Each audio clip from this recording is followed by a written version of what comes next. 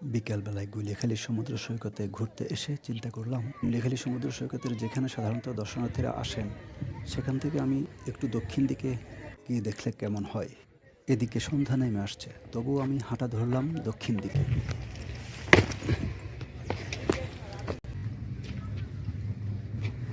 দর্শক, এটা হচ্ছে গুলিয়াখালী সমুদ্র সৈকতের দক্ষিণ পাশ। দর্শনার্থী থাকে সবাই ওইদিকেই সবাই আসে।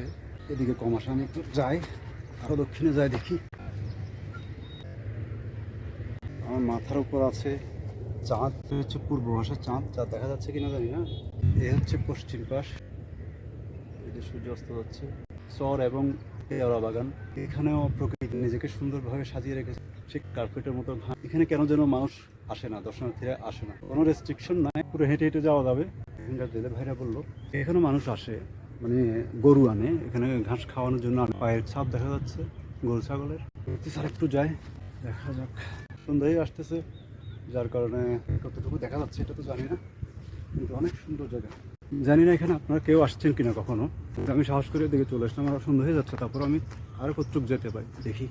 সূর্য অলরেডি ডুবে গেছে, সূর্য দেখা যাচ্ছে না, অন্ধকার হয়ে যাচ্ছে। কতটুকু যাওয়া যায়। ওখানে হাজার হাজার মানুষ আসছে আছে, আর এখানে কেউ নেই। ওদিকে আরও অনেক জায়গা খালি পড়ে রয়েছে, অনেক সুন্দর লাগতেছে দেখতে। এখান থেকে আমি দেখতে পাচ্ছি, ক্যামেরায় দেখা যাচ্ছে কিনা জানি না, অনেক সুন্দর। এখানে কাদা আছে, আমি চরের মধ্যে আছি, এখান থেকে উপর উঠে যায়।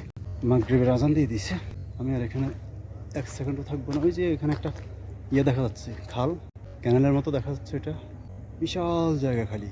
আমি এখন পূর্ব দিকে, উত্তর দিকে যাচ্ছি আমি এখন। আমি ছাড়া কেউ নেই এখানে। সাহস করে আসাটা উচিত হয়েছে কিনা জানি না।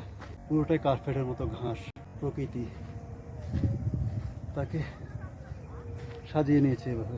একেবারে গভীর জঙ্গল এখানে, মানে ভেতর দিকে কিছুই দেখা যাচ্ছে না। এখানে কোনো মানুষের আসা যাওয়া তেমন নাই, বোঝা যাচ্ছে যে এটা একেবারে গভীর জঙ্গল। সেখানে হরিণদের আবাসস্থল, এখানে অনেক হরিণ আছে। পাখিরা যাচ্ছে নিরে ফিরে। আমাকে যেতে হবে, চাঁদ মামা আমার সাথে এখনো আছে।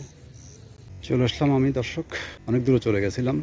গুলিয়াখালী সমুদ্র সৈকতের দক্ষিণ প্রান্তে, এটা হচ্ছে দক্ষিণ প্রান্ত, আর এটা হচ্ছে উত্তর প্রান্ত। আমি এখন নিরাপদে আছি। আসলে আমার যাওয়াটা উচিত হয়নি। দর্শক, আপনারাও সেখানে একা যাওয়ার চেষ্টা করবেন না, জায়গাটা নিরাপদ নাও হতে পারে, বা নিরাপত্তাজনিত সমস্যায় পড়তে পারেন। আলোর স্বল্পতার কারণে ভালো দেখা যাচ্ছে না।